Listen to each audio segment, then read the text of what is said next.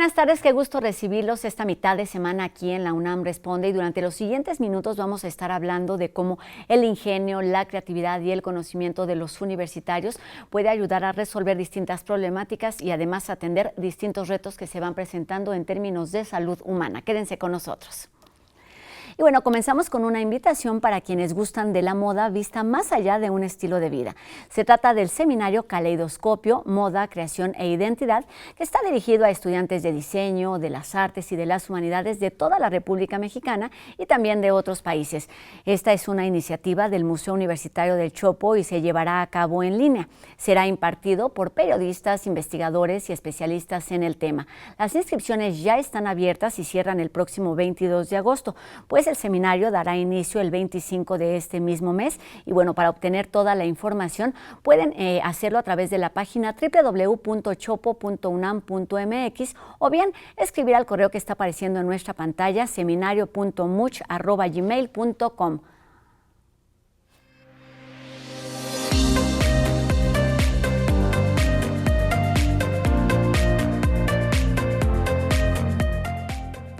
De manera reiterada hemos compartido en nuestro programa universitario pues el interés y la importancia de prevenir problemas de salud como el sobrepeso y la obesidad. Y bueno, hablaremos hoy de un proyecto del Centro de Ciencias de la Complejidad y también la colaboración que tiene con el Laboratorio para la Simulación de Sistemas Complejos Adaptativos que trabajan en Conductome. Para conocer todos los detalles, el día de hoy nos acompaña aquí en el estudio de TV UNAM el doctor en Física Teórica Christopher Stephens, quien es investigador del Departamento de Gravitación y Teoría de Campos del Instituto de Ciencias Nucleares y además el coordinador de Ciencia de Datos del Centro de Ciencias de la Complejidad, el C3. Doctor, bienvenido. Gracias, Rosa. Qué gran placer estar contigo otra vez y una muy buena tarde a todos y todas en la audiencia. Y agradezco a ti y TV UNAM esta oportunidad para dar seguimiento a las conversaciones previas que hemos tenido sobre algunos de los proyectos que tenemos en el C3 y en particular el conductome en este contexto. Nos da muchísimo gusto tenerlo de nueva cuenta, doctor, porque recuerdo muy claramente que nos explicó muy a detalle lo que significa el Centro de Ciencias de la Complejidad y los problemas que ahí se abordan desde muy distintas perspectivas, con miradas muy complejas. Y hoy efectivamente hablaremos un poquito de lo anterior, porque para centrarnos en el tema de hoy, ¿qué es Conductome? ¿Cuál es su objetivo, doctor? Yo creo que muchos probablemente han escuchado la palabra genoma, ¿no? O quizás menos proteoma o algo así.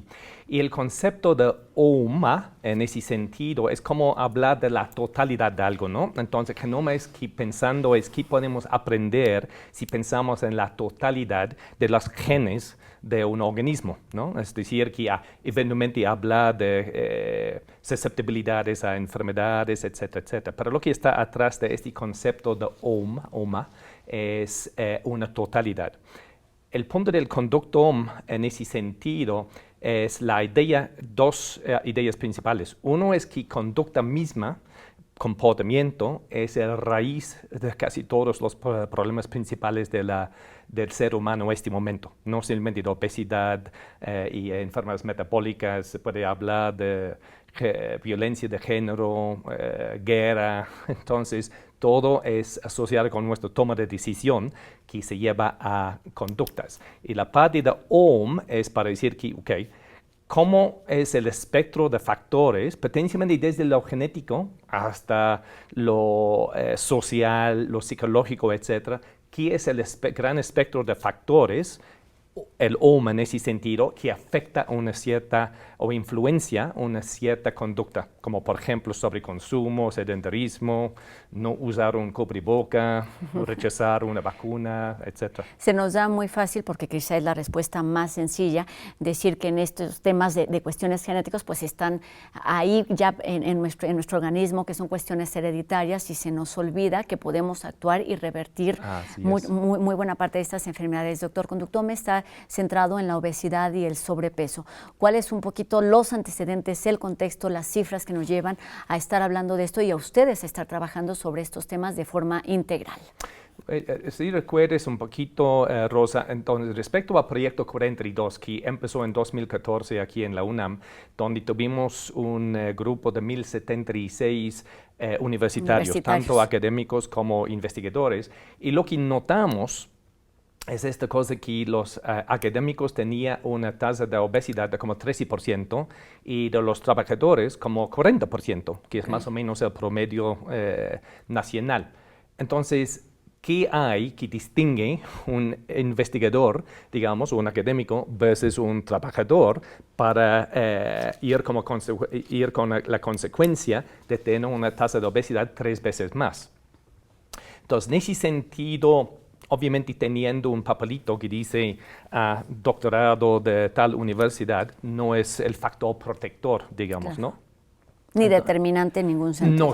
No es determinante, no es causal en ese sentido, ¿no?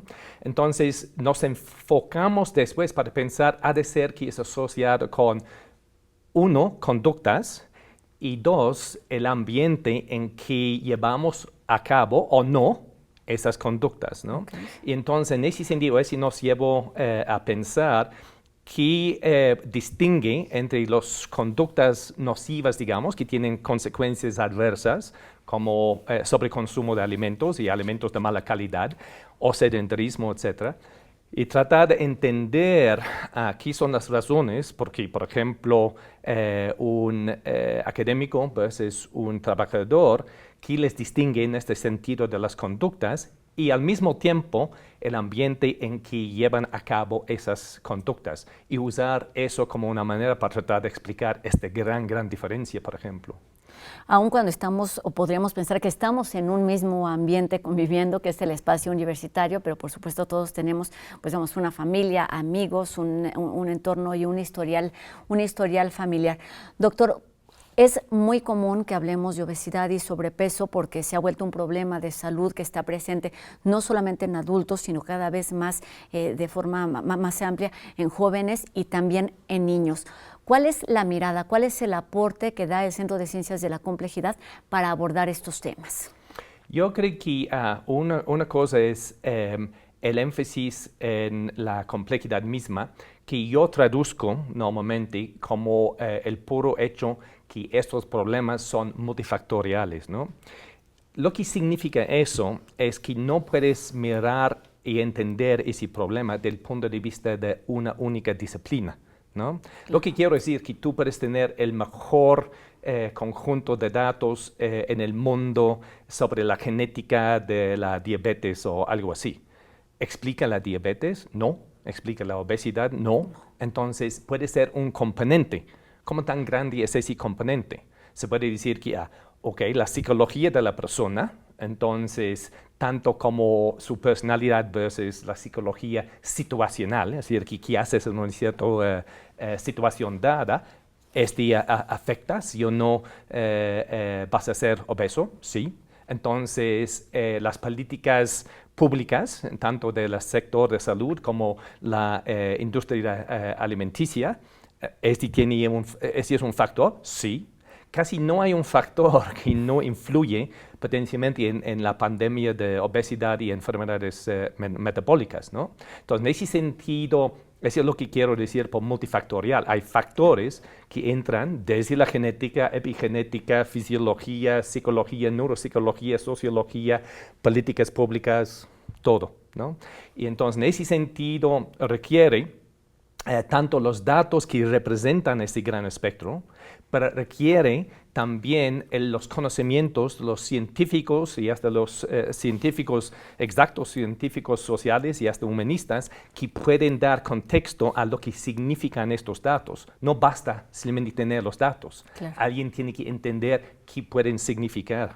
Interpretarlos, explicar lo que está dando. Y luego potencialmente tomar acción para decir que este potencialmente es una manera para reducir la propensidad para sobreconsumir o algo, ¿no? Para buscar políticas públicas. Es lo que en aquella otra entrevista, doctor, nos explicaba como la ciencia de datos. La ciencia requiere datos, pero hay muchas maneras de entenderlas, de interpretarlas y principalmente de aplicarlas. En este proyecto en particular me gustaría que nos explicara su propuesta en cuanto a la importancia de esta toma de decisiones. ¿Qué significa hablar de conducta? ¿Qué significa darle peso a las cuestiones, pues no sé, emocionales, aquello que sentimos, aquello que creemos, para poder impactar en nuestra salud física?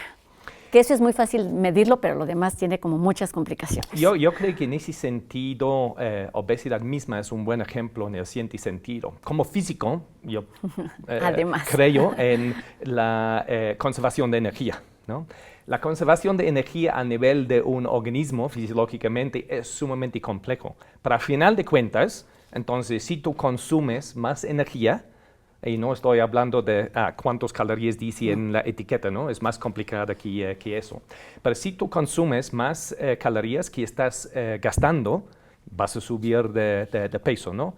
Y lo que quiero decir por gastar energía o consumir energía, estos son conductas, ¿no? Lo que quiero decir es que tienes que tomar una acción, una decisión. ¿Voy a comer eso o no voy a comer eso?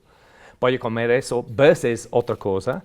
Y voy a ir al gimnasio, no voy a ir al gimnasio, tengo flojera el día de hoy, etcétera, etcétera.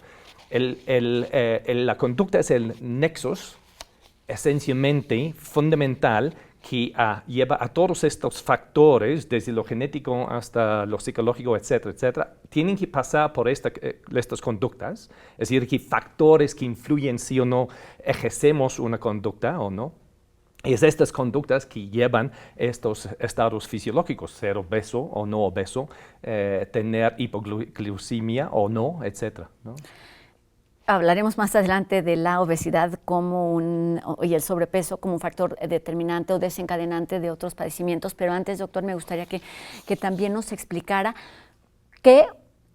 ¿cuáles son esos factores que para ustedes sí son determinantes? Es decir, se vuelve una ciencia social y una ciencia en movimiento porque están atendiendo a lo que sucede aquí ahora, a esos datos que se pueden ir interpretando de distintas maneras. ¿En qué están actualmente? Es decir, en cuanto a creencias, en cuanto a factores, no sé, sociales, económicos, políticos, que se han sí modificado, me parece, un poco con la pandemia. Bueno, eso es muy interesante preguntar, Rosa, en el sentido que dentro de tenemos la cosa de Epipuma, ¿no? Entonces, y siempre trato de buscar, ¿cómo ponerlo? Puntos de conexión, sinergias entre una cosa y otra. Trato de ver todo como un entero, ¿no? Y el punto es que dentro del contexto de la pandemia, obviamente tratando de predecir lo que va a pasar es una cosa, pero tratando de ver cómo modificar o ha modificado nuestras conductas también es importante, ¿no?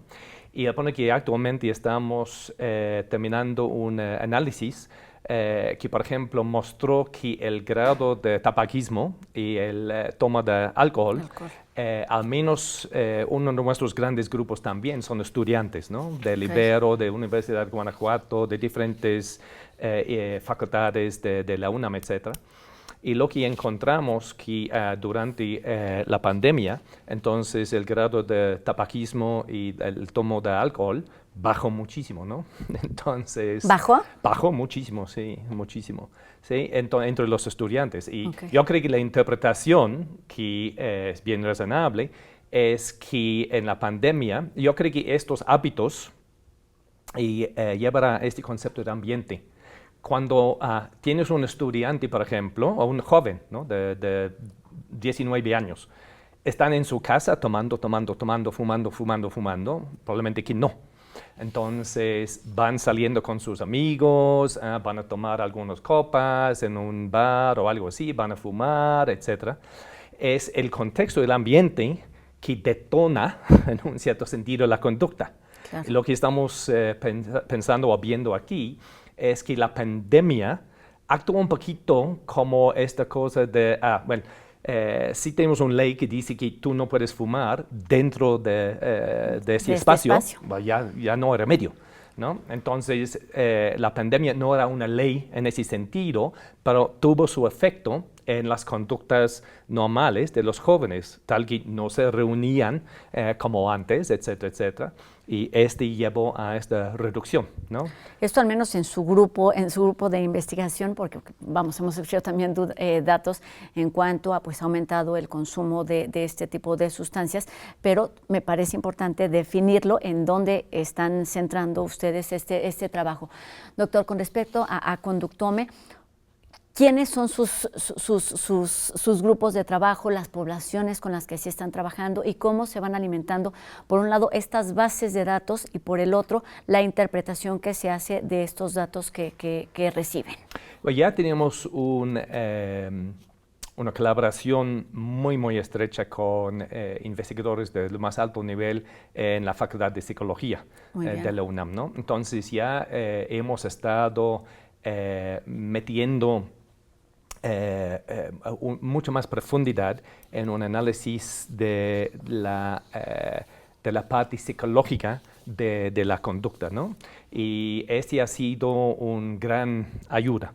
Al mismo tiempo muestra los retos del contexto complejo interdisciplinario, porque cada científico tiene su énfasis en temas de lo que naturalmente más le interesa, ¿no? Y yo pongo aquí, obviamente, para los psicólogos, más les interesan los datos psicológicos, para un geneticista, entonces más los datos genéticos, etcétera, Claro. etcétera, ¿no? Es Y un cada reto uno en va ese sentido tomando. tratar de unir esfuerzos para tratar de ver el todo, ¿no? Entonces, a veces cuando he dado pláticas, uso la analogía de la famosa leyenda de los ciegos con el elefante, donde cada ciego entonces está tocando una parte del elefante y diciendo, entonces su pata es el tronco de un árbol, pero no pueden Claro, la captar descripción que es un distinta. elefante en total, ¿no? Y Esa es una de las cosas difíciles para la complejidad. Y está ahí presente y está necesaria la multi y la interdisciplina para que cada uno vaya viendo pues estos distintos factores. Y en este sentido, doctor, lo comentaba hace unos minutos, la importancia de conductome para prevenir. Sabemos que la obesidad y la diabetes son además factores determinantes y que pueden desatar una serie de enfermedades. Vamos, las más comunes son, no sé, la hipertensión o la diabetes con los que se desarrolla, pero hay un montón de enfermedades que se pueden desarrollar. ¿Cómo han trabajado en este sentido de prevenir o cuál es el alcance que han tenido en esta investigación? Sí, esa es una muy buena pregunta porque es la parte más difícil, ¿no? Una de las cosas asociadas con cambio de conducta, en inglés se usa la palabra nudge, que es un movimiento chiquito, ¿no? Es decir, que ya para cambiar nuestra conducta desde lo malo hasta lo bueno, hay que ir poco a poco, ¿no? Y así en un cierto sentido es una visión bastante aceptada, ¿no? Pero una de las cosas que salió de el análisis más profundo de nuestros datos de 2014, con un seguimiento de las mismas personas hasta 2019, era el siguiente, que las personas con más mal salud metabólica en 2014, como triglicéridos altísimos o colesterol altísimo, etcétera, etcétera, como parte de ese estudio, entonces recibieron sus resultados y un médico interpretó el resultado, ¿no? Entonces, si tú tienes triglicéridos 3 veces más que el umbral más recomendado, altos, el médico iba diciendo, si no es va bueno, por ahí. ¿no? Y lo que encontramos en 2019, revisando las mismas personas, muchos de ellos, quienes habían tenido el peor salud en 2014, mejoraron muchísimo. Okay. Mientras ellos que más o menos entonces estaban en el umbral, entonces se empeoraron, ¿no? Entonces, en ese sentido suena un poquito como lo opuesto de esta cosa de nudge, una cosa chiquita. Es decir, que el médico dice que entonces tus triglicéridos son altísimas, hay que hacer algo. Y el nudge funciona también de manera reversible, de forma positiva para cambiar esas conductas, esa toma de decisiones, pero también de forma negativa, porque si nos relajamos en todos los sentidos, lo hemos hablado aquí muchísimas veces. Así es, pero hay una diferencia entre, bueno, entonces tus triglicéridos son un poquito altos, hay que hacer algo, sí. Versus, cuando sea urgente. Ese es el punto, ¿no? Yo creo que esto muestra que somos quizás más susceptibles a ver o adaptarnos cuando es algo más urgente, ¿no? Por ejemplo, hemos visto muchos diabéticos cambian su dieta después de estar diagnosticados como diabéticos, pero se puede decir, well, ya es un poquito tarde. Sí, sí, sí, pero por Entonces, supuesto que a mí me parece en verdad muy interesante esta visión desde el Centro de Ciencias de la Complejidad de atender problemáticas como la obesidad y la diabetes que están ahí, que se han hecho campañas tanto en las escuelas, en los centros de salud, pero es importantísimo mirar a lo que sucede a nuestro alrededor en este entorno familiar, en este entorno social, en lo que tenemos en nuestro medio ambiente para aprender, vamos, me parece de una forma integral lo que estamos viviendo y lo que podemos hacer con lo que tenemos a nuestro alcance.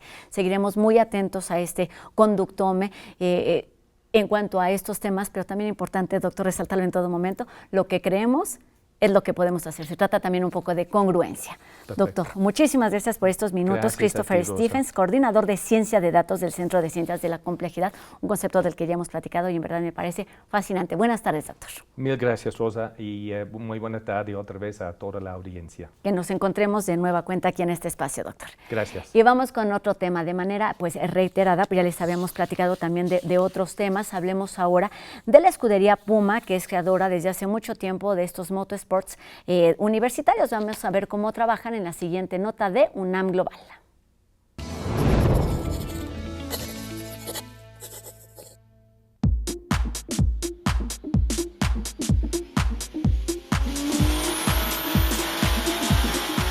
En este lugar, 50 universitarios como Luis Escobar diseñan, construyen y se preparan para competir a nivel internacional con vehículos de carreras tipo fórmula. Estoy muy contento, tengo diversas expectativas alrededor de mi paso por el proyecto, porque al final de todo llevas la responsabilidad de 13 años de historia del equipo UNAM Motorsports y tienes que salvaguardarlo. Este verano, la escudería Puma viajará a Pittsburgh, Estados Unidos, para defender su diseño y demostrar ante más de 145,000 ingenieros y expertos técnicos que su prototipo de combustión interna es el mejor del mundo. Lo más importante para mí como profesor es que ellos se den cuenta de los errores que llegan a cometer, de los aciertos que han hecho, y ahí hay un aprendizaje mayor todavía. La competencia en la que nosotros participamos es Fórmula SAE Internacional. Esta competencia es cada año, tiene la parte de pruebas estáticas y la parte de pruebas dinámicas. En las primeras, los estudiantes deberán exponer el plan de negocio, mientras que en las segundas, el reto es mostrar la resistencia y aceleración del vehículo. Y aquí, Luis será clave gracias a sus habilidades ante el volante. En 2020, UNAM Motorsports se posicionó como la escudería con más seguidores en las plataformas digitales y es el actual campeón nacional de Fórmula SAE, competencia organizada por la Asociación Mundial de Ingenieros Automotrices. Tenemos un lema en el equipo que le decimos hacer un auto de carreras con tus mejores amigos, y al final del día lo que tienes es construir, esforzarte, siempre dar la mayor pasión y dedicación al proyecto para que todo salga como está planeado en los objetivos.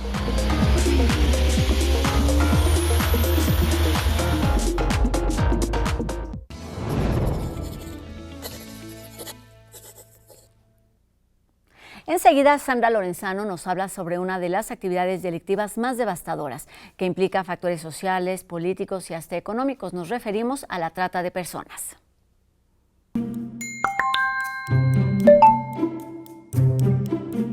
El 30 de julio pasado se conmemoró el Día Mundial contra la Trata de Personas, esta nueva y terrible forma de esclavitud del siglo XXI.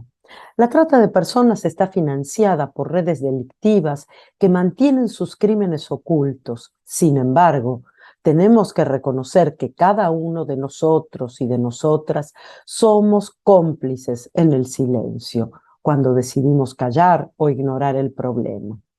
Este aberrante delito es el segundo crimen que más ganancias económicas genera a nivel mundial después del narcotráfico. En él, personas de todas las edades son comercializadas como objetos, sin dignidad, sin derechos y sin una voz propia que pueda detener el maltrato y los abusos que sufren. Hoy en día las redes sociales son el gancho perfecto para que los tratantes encuentren víctimas potenciales. Cuida lo que compartes en redes, por favor. No des demasiados datos sobre tus ubicaciones, los lugares que frecuentas, tu familia o tu vida privada. Si alguien te ofrece un empleo que parece demasiado bueno para ser verdad, verifica antes. Y nunca, nunca vayas sola o solo. Tú y tu red de amistades y familiares pueden unirse además a la campaña Corazón Azul contra la trata de personas de la ONU. Y eso es muy fácil entrando a la página de Facebook y Twitter que tienen con este tema. La UNAM cuenta en este momento con la Cátedra Extraordinaria Trata de Personas. Con ella se produce información científica que puede coadyuvar a los gobiernos a tomar decisiones que frenen este delito. Si quieres saber más, puedes acceder a su diplomado en línea. Las inscripciones estarán abiertas hasta este 8 de agosto. Aquí te compartimos la dirección web. Muchísimas gracias por habernos acompañado y nos escuchamos la próxima semana. Con esto terminamos nuestro programa de hoy. Los invitamos a que nos acompañen el día de mañana con más temas, con más recomendaciones y, por supuesto, información. Antes les compartimos nuestras redes sociales, están apareciendo en su pantalla para que nos hagan llegar sus dudas, sus comentarios y sigamos haciendo juntos este programa de la UNAM Responde. La cita es para que nos encontremos el día de mañana, 2:30, por supuesto, por TV UNAM. Adiós.